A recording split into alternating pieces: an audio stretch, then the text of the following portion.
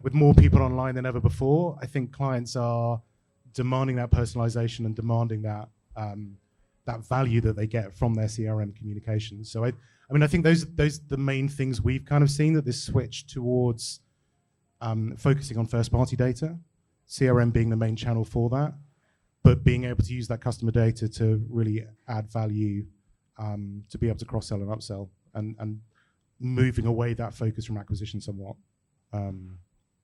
largely because of safety concerns, privacy concerns, while a lot of clients will figure out what sort of GDPR means.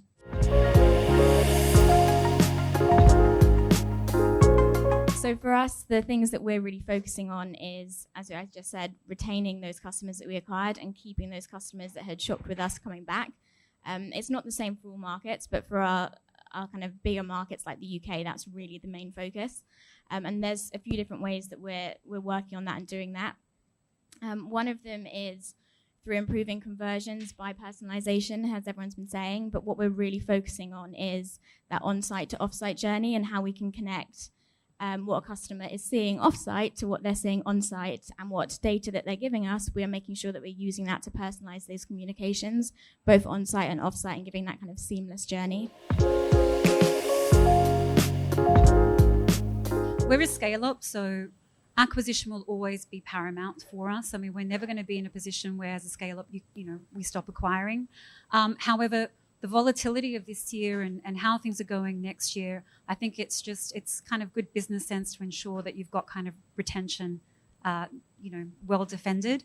And we saw that earlier this year. So what we started to think about is, if we're an app that really kind of helps people stay connected and nurture the relationships, then how can we start bringing some of that relationship data into the business? So rather than just understanding, okay, so who's this user and who are they sending to, we wanted to start to understand, all right, well, what relationship do they have to the person that they're sending to? I hope it's not important, because we definitely don't have perfect data. And if we were waiting for perfect data, then we wouldn't do anything. So the 80-20 rule is definitely something that we go for. And we always, if we're unsure on data, we always test small first. But 100% agree with more than just from a data point of view, actually. But with data, don't wait till it's 100% perfect, because you'll be here a long time.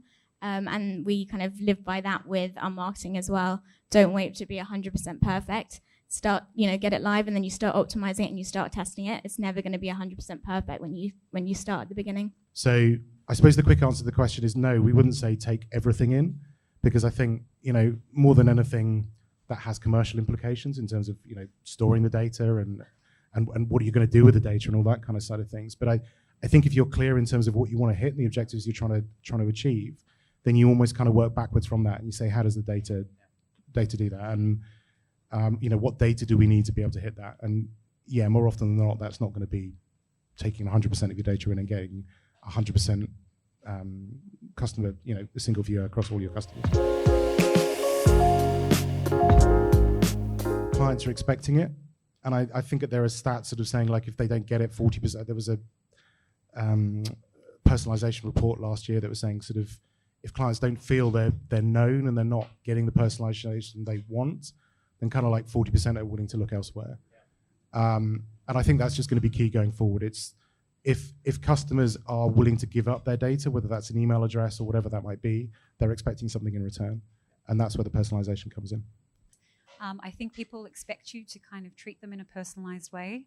And I think that that's a journey that we're definitely on. It's kind of interesting because we have a very personalized product. The whole point of a touch note is that you can make it personalized in a way that you can't with any other type of card. And so we're taking that philosophy and bringing it into our CRM comms.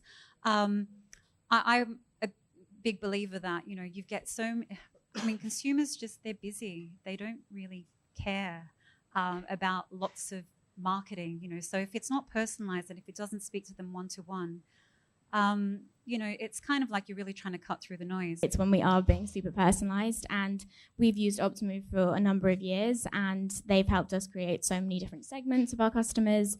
So it's really, really granular. We have so many different customer attributes within our Optimove instance. It's, coming up to like 400. Don't quote me on that because that may be the wrong number, but it's really, really high. And we can do so many different customer segments off the back of that.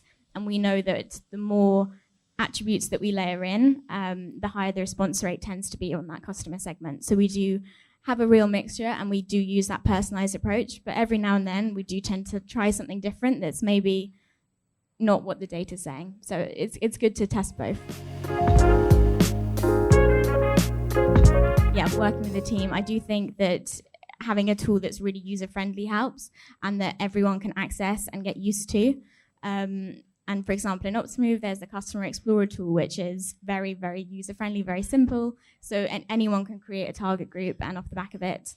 And we send multiple campaigns each week to so many different customer segments. It's mind-blowing how many there are. But once you've got the initial one set up, you can keep tweaking it, you can keep optimizing it, and it's easier to maintain, and then kind of keep evaluating it. Customer lifetime value is really important to our business, being a membership business. We basically look at LTV across the entire growth framework, as we kind of call it. So we look at LTV when we're doing acquisition, when we're looking at activation, engagement, monetization, etc. So I think that that's going to be something that we continue to focus on in 2022. One of the things that some of the things that we're looking to do in order to increase customer lifetime value are things like basically looking at the conversion of pay-as-you-go customers into membership. I think that's very important. We have launched gifting globally, well, in the UK and the US this year, and we have high hopes that that's also going to be, have a really positive impact. And then just kind of getting a little bit more nuanced in terms of edging people towards the ideal behavior. I think that that's something that we're going to be really focusing on in 2022. One of the most valuable metrics, we talk about that constantly, and have done for a long time. I think next year there's a few different things, and it varies per market. We are still looking to grow, so acquiring customers and the number of new that we bring in will still be really important. And another metric that is important for us is the percent of the database that we get back to shop, and we're really looking to activate customers across the database.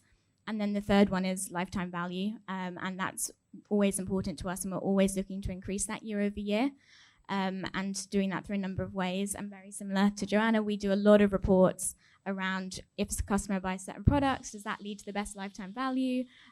What journey they go on brings the best lifetime value, if they're opted into certain marketing channels versus others, if they shop on both retail and online. There's a long criteria where we have things that improve the lifetime value versus kind of things that lead to a lower lifetime value, which is really interesting. And recently we've also been focusing a lot more on future value. So that's a metric for us that Optimove provide us, and it's looking at the next 12 months, what's the kind of revenue that customer is likely to bring in. And that's kind of the new model that we've been focusing on. So it's looking at all of the previous data and the lifetime value of customers previously, and applying that to new customers that we're bringing in, and which ones are predicted to have the best future value. And then we can make sure we're personalizing towards those customers as well. But I think at the moment now, with everything we've spoken about earlier on, it's very much about that long-term relationship with the customer going forward. And how do we provide that value, that personalization, to be able to start looking at a longer-term relationship, as opposed to just kind of like very much kind of like a transactional relationship.